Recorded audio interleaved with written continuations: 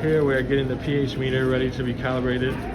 Right now we're washing it off with some distilled water and then placing it in buffer number 7 and calibrating the pH meter.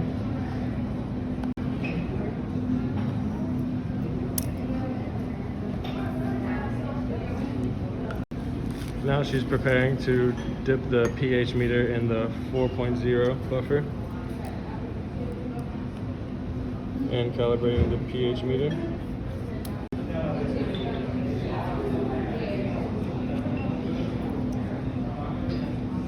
Now we're going to check the pH of the pH 7 buffer to make sure it's calibrated correctly.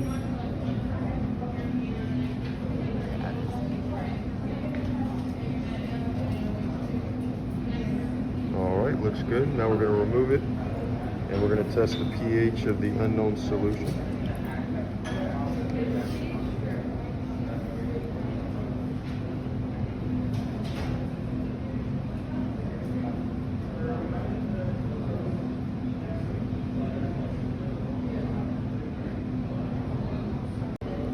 Here the student is preparing to test the pH of the hydrochloric acid.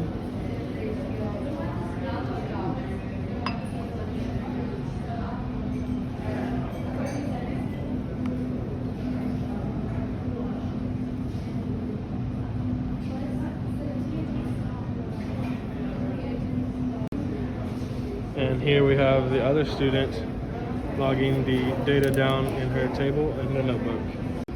Here the student is cleaning off the pH meter so we can place it back into the storage solution.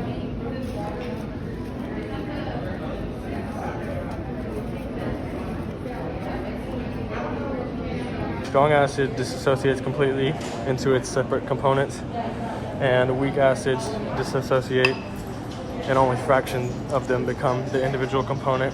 And how this affects the equilibrium is because strong acids will not contain any reactants in their equilibrium constant, but weak acids will. And they'll contain both products and reactants in the constant. And therefore, that'll give you the identity of the equilibrium. Buffer solutions are solutions that can accept small amounts of acids and bases without altering or changing its pH levels.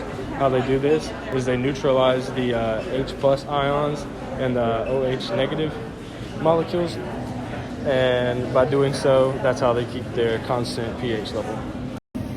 Here shows the data that was logged down on the table of the student's notebook. Here we have the name and the formula of the samples we were testing.